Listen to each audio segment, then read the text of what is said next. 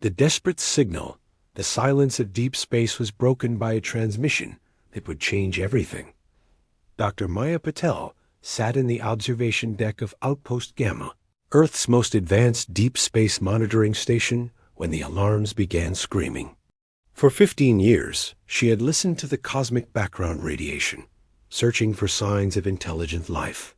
Now, at 3:47 a.m. ship time, that search had finally ended. The signal came from the Kepler 442 system, over 1,200 light-years away. Maya's hands flew over her console as she tried to clean up the transmission. The pattern was clearly artificial, but unlike anything in Earth's databases. Her heart pounded as she realized what she was witnessing: humanity's first contact with an alien civilization. Commander Jake Morrison burst into the communications room, his uniform hastily thrown on. As the station's commanding officer, he had been awakened by the priority alert. His weathered face showed the strain of 20 years in the Terra Defense Force, but his eyes were sharp and focused. "Report, Dr. Patel," Morrison commanded, studying the scrolling data on her screens. "Commander, we're receiving a transmission from an unknown source. The signal is definitely artificial, and it's getting stronger. Someone is putting enormous power behind this message." Maya's voice trembled with excitement and fear. Morrison activated his communicator. "Get me Admiral Chun on Earth Command. Priority Alpha." While they waited for the connection, Maya worked frantically to decode the signal. The station's quantum computers had been designed for this moment, programmed with every theoretical framework for alien communication. Slowly, patterns began to emerge from the cosmic static. Admiral Sarah Chun's face appeared on the main screen. She was sitting in the Strategic Command Center on Luna, surrounded by star charts and tactical displays. At 55, she was humanity's most experienced military commander, having led the Terra Defense Force through 3 colonial wars. "Commander Morrison, what do you have?" Chun's voice was crisp and professional. "Admiral, we're receiving what appears to be a distress signal from the Kepler 442 system. Dr. Patel is working on translation now." Chun's expression grew serious. She had spent her career preparing for this moment, but the reality of first contact was more overwhelming than any simulation. "How certain are you that this is genuine?" "The signal characteristics are unlike anything in our databases," Maya answered. "This is definitely not from any human source." As they spoke, the translation algorithms finally cracked the alien code. Words began appearing on Maya's screen, and what she read made her blood run cold. "Admiral, you need to see this," Maya said, her voice barely above a whisper. The translated message appeared on the main display. "People of Earth, we have been watching your electromagnetic signals for many cycles. We know you are a young species, but we have observed your wars, your ships, your weapons. We are the Zephyrians of the Kepler 442 system. We have lived in peace for 10,000 of your years, but peace cannot save us now. The Void Swarm has come to our worlds. They consume everything: planets, stars, entire systems. They turn matter itself into their hive ships. We have no weapons, no soldiers, no knowledge of war. Our people are dying. We offer you all our knowledge, our technology, our friendship. In return, we beg you to send your warriors. You are our only hope." The transmission continued with coordinates and technical data, but everyone in the command center had stopped listening. The implications were staggering. An alien civilization was asking humanity for military aid against an enemy that could destroy star systems. Admiral Chun was quiet for a long moment, processing what she had heard. Finally, she spoke. "Dr. Patel, I need you to verify that signal. Path and analyze everything about this transmission. Commander Morrison, prepare a full intelligence report." "Admiral, what about their request for military assistance?" Morrison asked. Chun's face hardened. "Commander, I need you to start calculating fleet compositions and supply requirements for an extended deep space operation. After the transmission ended, Maya continued analyzing the alien signal. The Zephyrians had sent detailed star charts, showing the extent of the void swarm's advance. 3 star systems had already been consumed, their planets stripped down to bare rock and converted into massive hive ships. Commander Morrison was already working on military assessments. Maya, look at this, he said, pointing to energy readings from the Kepler 442 system. Those power signatures are enormous. Whatever this void swarm is, they have technology that makes our best ships look like toys. Dr. Patel pulled up comparative analyses. Commander, according to this data, the Zephyrians are an incredibly advanced civilization. Their technology is centuries ahead of ours in most areas, but they have no military applications whatsoever. A species that advanced with no weapons at all? Morrison shook his head. No wonder they're losing this war. On Earth, emergency sessions were being held in every major capital. The United Earth Council was in chaos as leaders debated humanity's response to the alien plea. Some argued for caution, others for immediate military intervention. President Alana Rodriguez stood before the assembled council in Geneva, her voice carrying the weight of history. Ladies and gentlemen, we face a decision that will define humanity's future. Do we answer this call for help, or do we hide in our solar system and hope the danger passes us by? Defense Secretary Robert Kim presented the military assessment. Madam President, our analysts believe the Zephyrians are telling the truth. The energy signatures from their system show massive technological activity consistent with their description of the void swarm. If this enemy continues expanding, they will eventually reach Earth. How long before we could mount a response? Rodriguez asked. Admiral Chun has proposed Operation Starshield, Kim replied. It would be the largest military deployment in human history. We would need to commit 60% of our deep space fleet. The debate raged for hours. Some council members argued that humanity had no obligation to fight an alien war. Others pointed out that the Zephyrians were offering their advanced technology in exchange for military aid. The deciding factor came when long-range sensors detected new energy signatures moving toward the outer edge of Zephyrian space.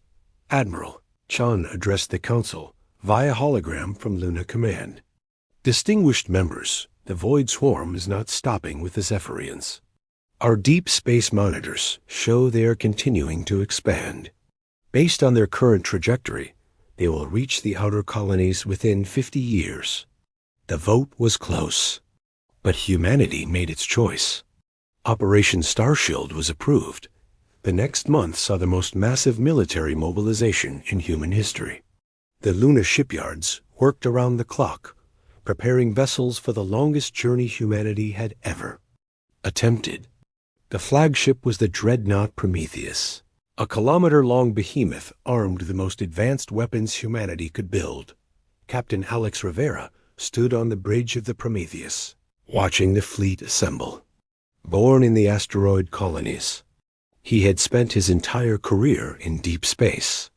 At 38, he was the youngest captain ever to command a dreadnought, chosen for his expertise in long-range operations.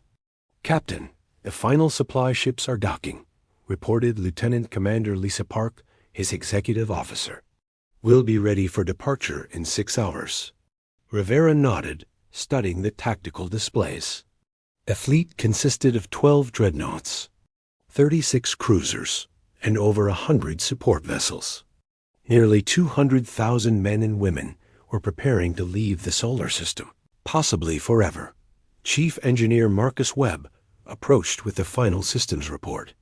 Captain, the new FTL drives are operating at peak efficiency. We can reach the Kepler 442 system in 8 months. What about the experimental weapons? Rivera asked. The quantum torpedo arrays are ready, Webb replied. The plasma lance batteries are operating at 110% of design specifications. And the kinetic bombardment systems, ... double quotes. He paused, grinning. Let's just say we can crack a moon if we need to. As the fleet prepared for departure, a final transmission came from the Zephyrians. The message was brief but desperate. Humans of Earth, please hurry. The swarm has reached our homeworld. Our cities are burning. You are our last hope. Admiral. Chun gave the order from Luna Command. All ships. This is Admiral Chun. You are humanity's answer to a cry for help from across the galaxy. You carry with you the hopes of 2 civilizations. Good luck, and may you return victorious. The Terra Defense Force fleet engaged their FTL drives simultaneously, disappearing into the void between stars. Behind them, Earth watched and waited. Ahead of them, an alien civilization fought for its survival against an enemy that had never known defeat. Captain Rivera stood on the bridge of the Prometheus as space warped around them. They were no longer just explorers or colonists. They were humanity's first interstellar warriors, carrying the hopes of Earth to a distant star system where ancient beings waited for salvation. The journey to Kepler 442 would take 8 months. When they arrived, they would face an enemy unlike anything humanity had ever encountered. But they would also carry with them something the Void Swarm had never faced, the unpredictable, relentless determination of the human species. As the fleet traveled through the darkness between stars, Captain Rivera looked out at the infinite expanse of space. Somewhere out there, the Zephyrians were fighting and dying, holding on to the hope that the young warriors from Earth would arrive in time. The greatest battle in human history was about to begin. The thunder of war. The Terra Defense Force fleet dropped out of FTL space at the edge of the Kepler 442 system, and Captain Alex Rivera felt his heart sink at what they found. The system was a war zone. Massive geometric structures, dark as obsidian and the size of cities, were systematically dismantling the outer planets. These were the Void Swarm hive ships, converting matter into more of their kind with terrifying efficiency. Captain, I'm reading thousands of refugee ships fleeing the inner system, reported Lieutenant Commander Lisa Park from the sensor station. They're heading directly for us. Rivera studied the tactical display. The alien vessels were unlike anything in human databases, flowing, organic curves that seemed to shift and change as he watched. But they were clearly fleeing from something far worse. Communications tried to establish contact with those ships. Rivera ordered. The response came quickly, transmitted in perfect English through their translation systems. Human vessels, this is Zephyrian Counselor Thane. We did not expect you to come so soon. The swarm reached our homeworld yesterday. Billions of our people are trapped on the surface. Rivera activated the fleet-wide communication system. All ships, this is Captain Rivera. We've found our new allies. Prepare for immediate combat operations. The first meeting between humans and Zephyrians took place on the bridge of the Prometheus. Counselor Thane materialized through their holographic projector, and Rivera was struck by the alien's appearance. The Zephyrian was tall and graceful, with pale blue skin and large, intelligent eyes. But what shocked Rivera most was the complete absence of anything resembling weapons or armor. Captain Rivera, Thane said, his voice carrying centuries of wisdom and current desperation. We are grateful beyond words that you answered our call. But I must ask, why do you bring weapons of war? We hoped you would send teachers, diplomats, healers. Rivera exchanged glances with his crew. Counselor, you said you were under attack by an enemy that destroys star systems. We brought weapons because we assumed you wanted us to fight. Fight? Thane looked confused. Captain, we abandoned warfare 10,000 years ago. We assumed all advanced civilizations would eventually do the same. We thought you would help us negotiate with the swarm. Chief Tactical Officer Sarah Kim stepped forward. Counselor, With respect, how do you negotiate with something that converts your planets into warships? Thane's expression grew pained. We ... we do not know. We have tried sending messages, offering our knowledge, our resources. The swarm does not respond. They simply consume. Rivera was beginning to understand the magnitude of the situation. The Zephyrians were an incredibly advanced, but completely peaceful species. They had no concept of military strategy, no weapons, no soldiers. They had called for Earth's help because they knew humans fought wars, but they didn't really understand what that meant. Counselor, how many of your people are still on the homeworld? Rivera asked. Nearly 1 billion, Thane replied. Our ships can only carry so many. We have been evacuating for months, but the swarm advances faster than we can flee. Lieutenant Commander Park looked up from her station. Captain, I'm detecting massive energy signatures moving toward the refugee convoy. The swarm ships are intercepting them. Rivera made his decision. All ships battle formation Alpha. We're going to escort these refugees to safety. Then we're going to take back their homeworld. The human fleet moved into position between the Zephyrian refugees and the advancing swarm ships. As they closed distance, Rivera got his first clear look at the enemy. The swarm vessels were geometric nightmares, angular, constantly shifting structures that seemed to exist in multiple dimensions simultaneously. They moved with perfect coordination, like cells in a vast organism. Captain, I'm reading 47. Swarm vessels approaching, reported Kim. They're scanning us intensively. Chief Engineer Marcus Webb looked up from his console. Captain, those scans are incredibly sophisticated. They're analyzing our hull composition, our weapon systems, even our reactor signatures. They're learning about us, Rivera realized, just like they learned about the Zephyrians. The swarm ships opened fire without warning. Their weapons were beams of pure energy that seemed to bend space itself. The cruiser Melbourne took a direct hit and exploded instantly, taking 800 crew. Members with it, evasive maneuvers, Rivera shouted. All ships returned fire. The human fleet responded with everything they had. Quantum torpedoes created miniature black holes where they struck. Plasma lances carved through space like swords of superheated gas. Kinetic bombardment systems launched tungsten slugs at significant fractions of light speed. For a moment, it seemed to work. Several swarm ships were destroyed or badly damaged. But then something horrifying happened. The damaged vessels began to rebuild themselves, incorporating debris from destroyed ships, to become even stronger. Captain, the enemy is adapting to our weapons in real time, Kim reported. Each ship we destroy makes the others more resistant to our attacks. Rivera watched in amazement as the swarm ships began to counter human tactics with increasing efficiency.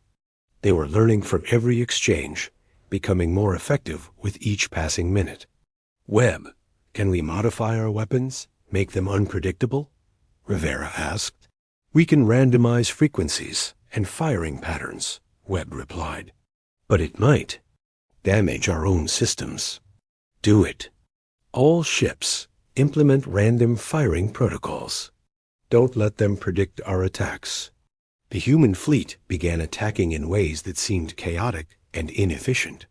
They fired on empty space, targeted debris instead of ships, and used evasive maneuvers that had no apparent tactical purpose. The swarm ships began to slow their adaptation rate, their perfect coordination becoming less precise. Asterisk. Counselor Thane watched from the bridge, his expression changing from confusion to amazement. Captain, your species fights in ways we cannot comprehend. You embrace chaos as a weapon.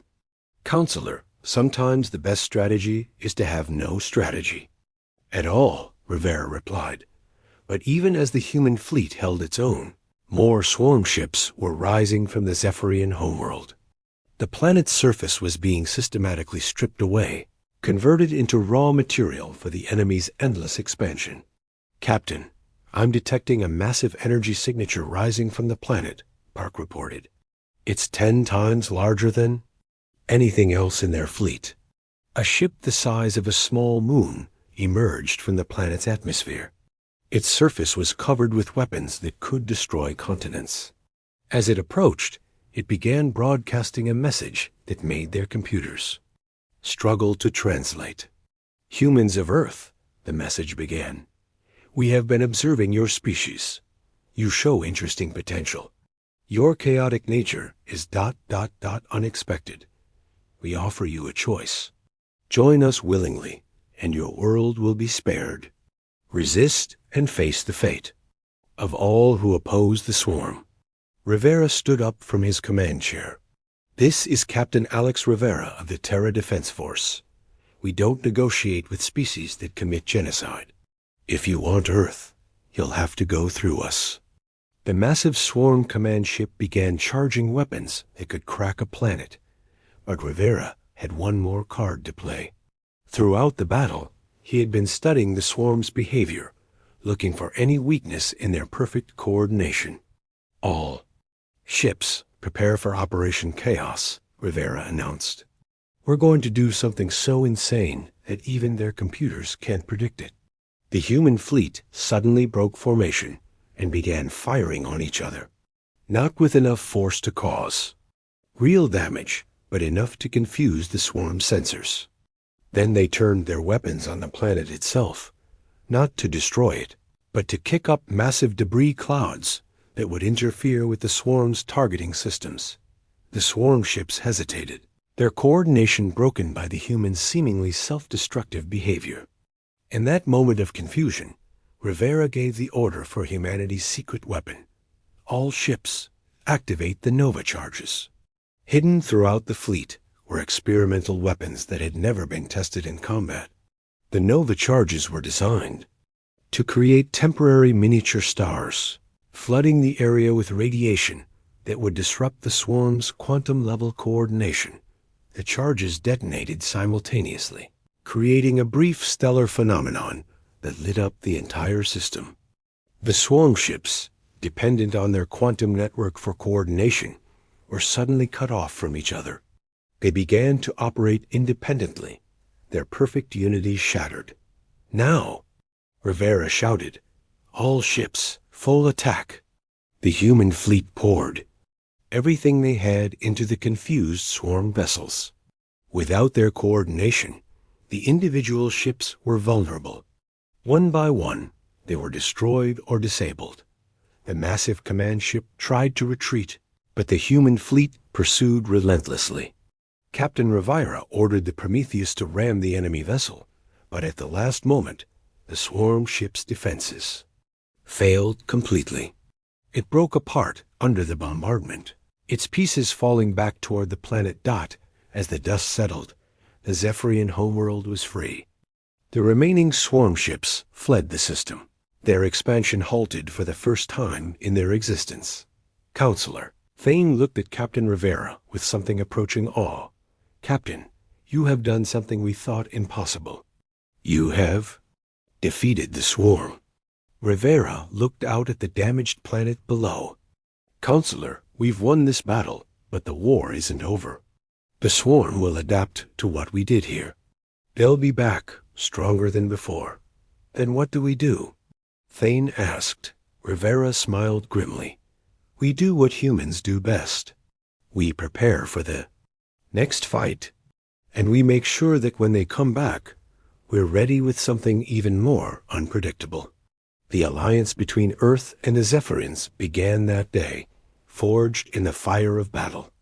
The Zephyrians offered their advanced technology, while humans provided something equally valuable: the chaotic, unpredictable nature that could stand against the swarm's perfect order.